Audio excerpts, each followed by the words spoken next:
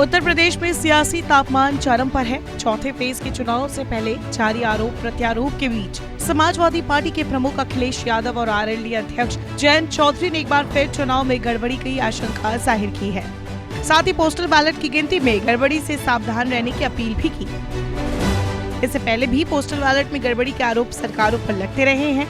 तो आखिर ईवीएम, मतगणना और पोस्टल बैलेट को लेकर क्या नियम है और क्या विवाद है, आइए जानते हैं। पिछले दिनों मुजफ्फरनगर की प्रेस कॉन्फ्रेंस में जयंत चौधरी ने पोस्टल बैलेट में गड़बड़ी की आशंका जाहिर करते हुए कर्मचारियों और पुलिसकर्मियों को सतर्कता से वोटिंग करने की अपील की। अखिलेश ने भी जयंत की हाँ में हाँ मिलाते हुए पोस्टल बैलेट से वोट देने वालों को अधिकारियों से आगाह रहने को कहा।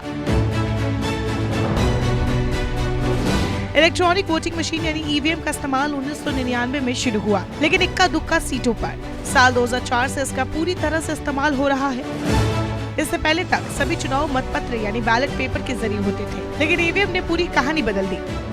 अब मतदान के खत्म होते ही सीलबंद इलेक्ट्रॉनिक वोटिंग मशीन यानी ईवीएम को मतगणना केंद्र पर लाकर उन्हें स्ट्रॉन्ग रूम में रखा जाता है।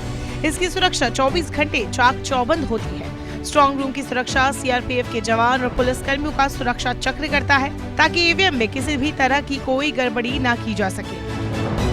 मतगणना के दिन भी यही सुरक्षा चक्र मतगणना केंद्र की हिफाजत कर रहा होता है। आमतौर पर राज्य निर्वाचन अधिकारी जिला मुख्यालय के अंदर मतगणना की एक जगह निर्धारित करता है, वही वोटों की गिनती होती है।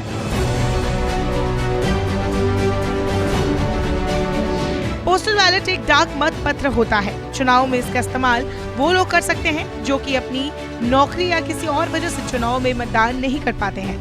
चुनाव आयोग पहले ही चुनावी क्षेत्र में डाक मतदान करने वालों की संख्या को तय कर लेता है, इसलिए केवल उन्हीं लोगों को पोस्टल बैलेट भेजा जाता है। मतदाता अपनी पसंद के उम्मीदवार को वोट देकर इस पोस्टल बैलेट को डाक इलेक्ट्रॉनिक तरीके से वापस चुनाव आयोग के समक्ष अधिकारी को लौटा देता है। जब ये लोग पोस्टल बैलेट की मदद से वोट डालते हैं तो इन्हें सर्विस वोटर या एब्सेंटी वोटर भी कहा जाता है। अब चलिए जानते हैं पोस्टल बैलेट के जरिए कौन वोट डाल सकता है। इनमें सैनिक, चुनाव ड्यूटी में तैनात कर्मचारी, देश के बाहर कार्यरत सरकारी अधिकारी, प्रिवेंटिव डिटेंशन में रहने वाले लोग, 80 साल से ज्यादा की उम्र के वोटर और दिव्यांग व्यक्ति शामिल होता है। अब चलिए जानते हैं मतगणना के पूरे नियम क्या है। सबसे पहले पोस्टल बैलेट की गिनती की जाती है। पोस्टल बैलेट की गिनती के बाद ही ईवीएम से गिनती शुरू होती है। मतगणना पर्यवेक्षक ईवीएम को चेक करता है ताकि कोई गड़बड़ी ना हो। मतगणना कर रहे कर्मचारी मतगणना एजेंट के सामने ईवीएम से वोटों की गिनती करते हैं। एक चरण के मतदान के बाद कर्मचारी सारी जानकारी रिटर्निंग ऑफिसर को दे देते हैं। इसके बाद उस चरण के नतीजों का ऐलान किया जाता है। हर चरण के नतीजों की जानकारी चुनाव आयोग के सर्वर में भी फीड की जाती है। वोटों की गिनती की ये प्रक्रिया चलती रहती है जब तक कि मतगणना पूरी नहीं हो जाती। मतगणना पूरी होने के बाद जिस प्रत्याशी को सबसे ज्यादा वोट मिलते हैं उसे रिटर्निंग ऑफिसर जीत का प्रमाण पत्र देकर विजय घोषित कर देता है।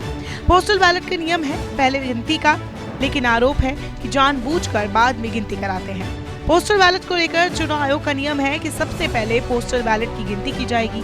पोस्टल बैलेट की गिनती के बाद ही ईवीएम से वोटों की गिनती शुरू की जाएगी। इसी को लेकर विपक्ष के कई बड़े नेता पोस्टल बैलेट में धांधली और ईवीएम के बाद गिनती करने का आरोप सरकारों पर लगा चुके हैं। बिहार चुनाव में बड़े करीबी अंतर से हारने के बाद तेजस्वी यादव ने प्रशासन पर भाजपा के दबाव में पोस्टल बैलेट में गड़बड़ी का आरोप लगाया था। साल 2019 के आम चुनाव में बागपत और मुजफ्फरनगर में नजदीकी अंतर से हारने के बाद राष्ट्रीय लोकदल ने भी पोस्टल बैलेट की गिनती को लेकर बखेड़ा खड़ा किया था। राष्ट्रीय लोकदल के नेता जयंत चौधरी का कहना था कि चुनाव उन्हीं की पार्टी जीत रही थी, लेकिन भाजपा के कहने पर पोस्टल बैलेट की गिनती दोबारा की गई और उन्हें हरा दिया गया।